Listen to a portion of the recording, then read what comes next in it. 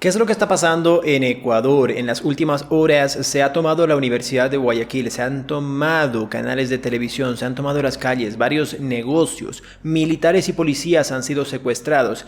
Ha habido balaceras en plena calle en Ecuador y, por supuesto, el presidente Daniel Noboa ha declarado estado de excepción y ha desplegado a toda la milicia para que pueda contener el ataque de estos grupos terroristas, grupos armados que han tomado básicamente todo Ecuador. ¿Por qué está pasando esto? Te voy a comentar el día de hoy en este video las 5 claves para poder entender qué es lo que está pasando en Ecuador. Así que quédate hasta el final porque lo que veremos te interesa y mucho.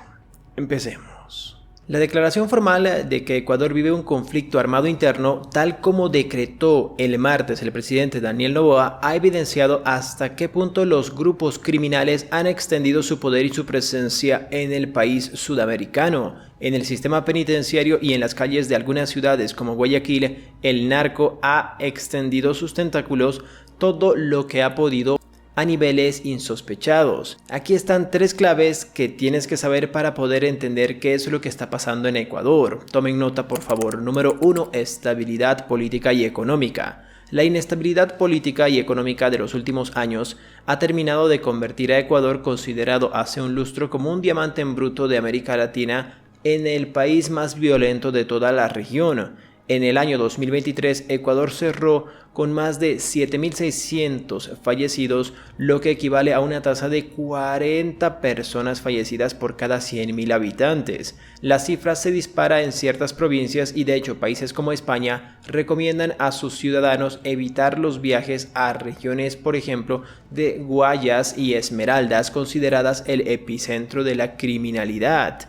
En el barrio de la Nueva Prosperina, en Guayaquil, el índice de personas que han perdido la vida asciende a 114 personas por cada 100.000 habitantes. Solo el martes de esta semana, 8 personas fallecieron en Guayaquil, según un balance de las autoridades locales. Ecuador no en vano es un país clave en la ruta del narcotráfico hacia Estados Unidos, como dictan los informes, y en los últimos años los grupos locales han estrechado lazos con carteles de países como México y Colombia, sin que las fuerzas de seguridad ecuatorianas hayan logrado encontrar la fórmula de contener su constante expansión. Por supuesto, esto es bastante grave. Cuando un país empieza a ser sometido por grupos del narcotráfico, pasa lo que pasó justamente con El Salvador, que ya no está pasando más por el presidente Nayib Bukele y sus medidas tan radicales, pero existe la posibilidad de que estos grupos en El Salvador se hayan pasado a Ecuador y por supuesto nuevos grupos estén surgiendo y que tengan que poner mano dura,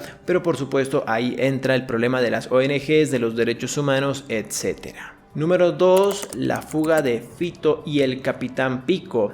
El domingo 7 de enero de 2024, las autoridades confirmaron la desaparición desde la cárcel de uno de los grandes símbolos de la red delincuencial, José Macías Villamar, alias Fito, líder de los choneros y señalado como el posible autor intelectual del asesinato en agosto del candidato presidencial Fernando Villavicencio. Desapareció de una cárcel de Guayaquil antes de ser trasladado a otro centro de máxima seguridad. La fuga de quien estaba considerado como el hombre más peligroso del país evidenció de nuevo las grietas del sistema y llevó a Noboa a declarar el lunes estado de excepción. Según sus palabras, se acabó el tiempo en el que los condenados por narcotráfico, sicarios y el crimen organizado le dictaban al gobierno de turno qué es lo que tenían que hacer. El estado de excepción entró en vigor durante 60 días, implica la movilización de la policía y también de las Fuerzas Armadas, además de un toque de queda de 23 a 5 horas,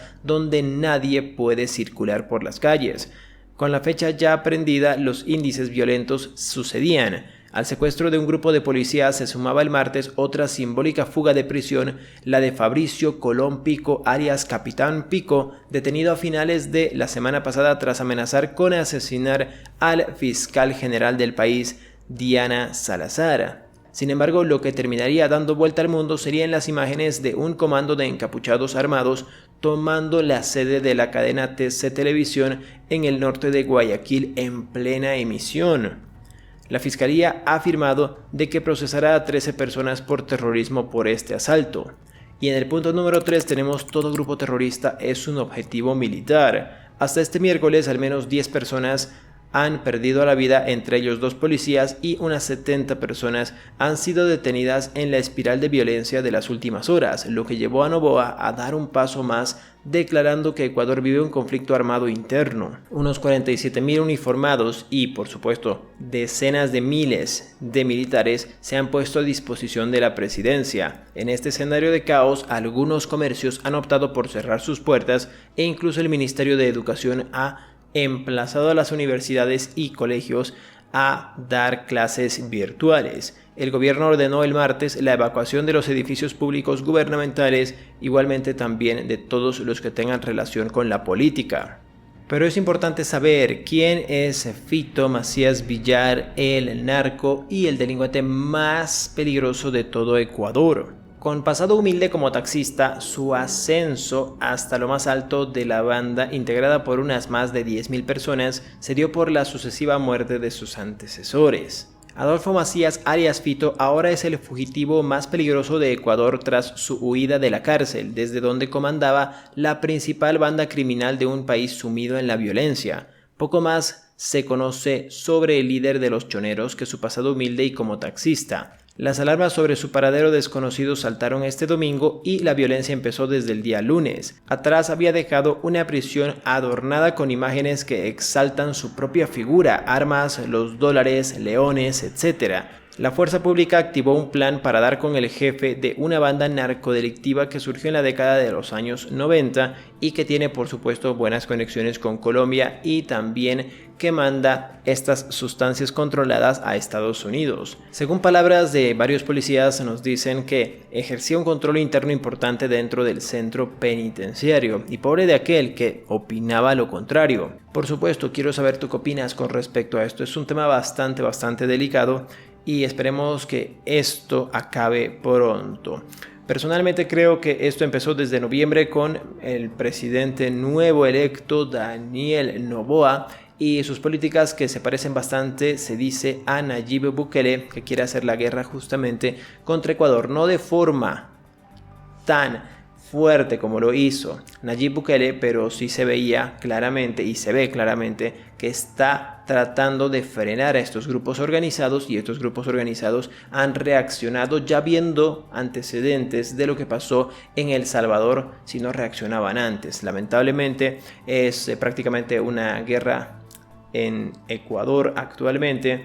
Hay que tener bastante cuidado si tenías planeado ir por allá, investigar a profundidad y por supuesto si quieres mantenerte al tanto de todas las informaciones, sígueme en mi cuenta de TikTok, Luis Inversión y Finanzas, me encuentras con ese nombre y sigue a esta cuenta, Luis Fernando Finanzas, que vamos a estar al tanto sobre estas noticias. Si sale algo, vas a ser el primero en enterarte, ¿sí? Si quieres irte a mi página web luisinversionyfinanzas.com, por aquí te dejo, justamente tenemos 3 videos exclusivos totalmente gratuitos para que puedas empezar este 2024 sabiendo cómo utilizar el interés compuesto y cómo proteger tu dinero en este tiempo de incertidumbre. Por aquí te dejo una lista de reproducción para que sigas aprendiendo más y aquí suscríbete al canal. Que tengas un grandioso día, recemos por Ecuador, esperemos que todo esté mejor para el día de mañana y que tengan un reparador descanso. Adiós.